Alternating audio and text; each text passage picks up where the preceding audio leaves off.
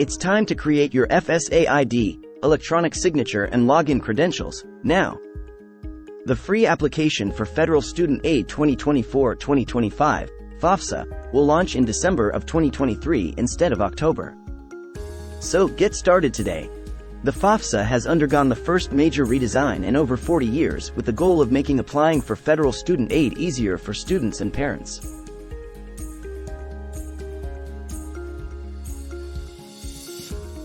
Perhaps you're a student, parent, or loan borrower who needs to apply for financial aid, electronically sign your FAFSA form, or access other benefits on studentaid.gov. To take full advantage of all our resources and log into studentaid.gov, you'll have to first create an FSA ID.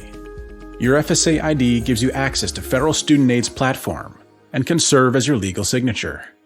Your FSA ID is your account username and password. To prepare to create your FSA ID, have your Social Security number, mobile phone, and/or your personal email address handy. To start, navigate to studentaid.gov and select Create Account. Once you're on the Create Account page, select the Get Started button. If you are completing a FAFSA form and are considered a dependent student, keep in mind that you will need to create your own separate FSA ID using your own personal information. A mobile phone number, email address, and Social Security number can be associated with only one FSA ID. For helpful tips throughout the FSA ID creation process, select the question mark icons that display next to each field. Next, you'll create your username, enter an email address, and create your password. We recommend not using your school-based email address, since you will need to access your Federal Student Aid account after you graduate. Make sure you don't include private information such as your name or date of birth as part of your password. Quick tip: remember, an email address can be associated with only one username and password. Next, enter your permanent address and mobile phone number. Indicate if you want to use your mobile phone for account access. We highly recommend this option, as it allows you to use your mobile for two-step verification and will help you access your account if you forget your username or password in the future. After selecting Continue, you'll be prompted to choose your communications preferences. On the Communications Preferences screen, select if you'd like to receive required communications from us via email or by postal mail. We recommend email.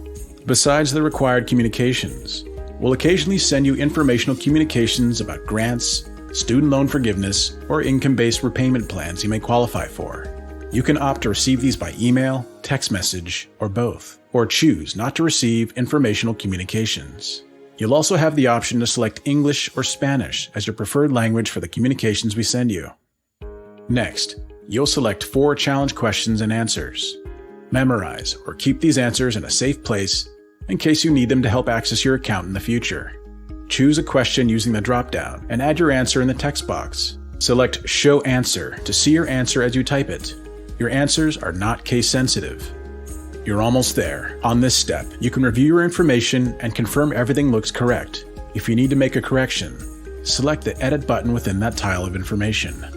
After ensuring your information is correct, review and agree to the terms and conditions at the bottom of the screen.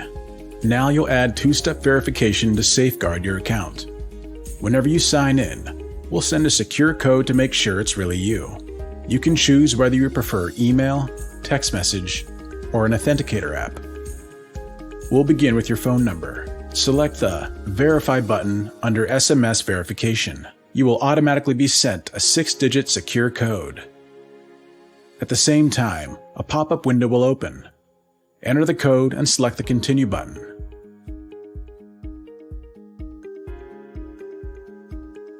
You'll see a green verified icon appear that tells you you're successful.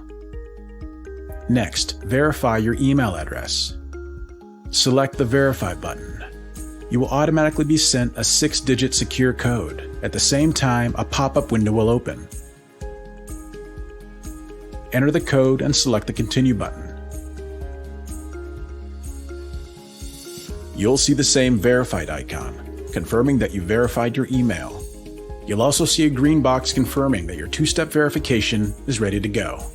We also suggest setting up an authenticator app, which provides the most security of the two-step verification methods. Select Set up an authenticator app.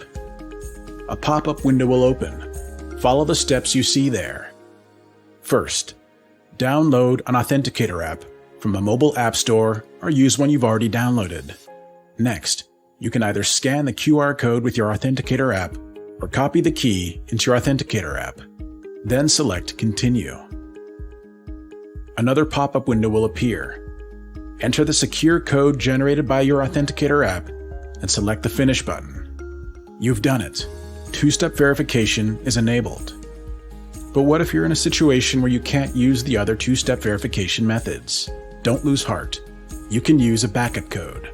Your backup code is generated automatically when you enable two-step verification. Store your code in a safe place until you need it.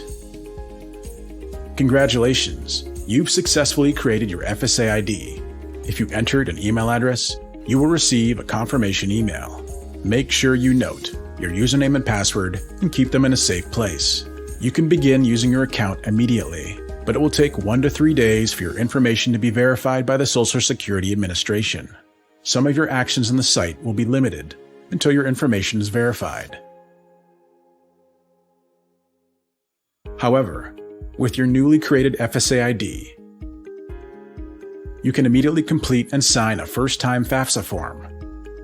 You can also use your FSA ID to access your dashboard, review your loan balance, and explore additional dashboard features.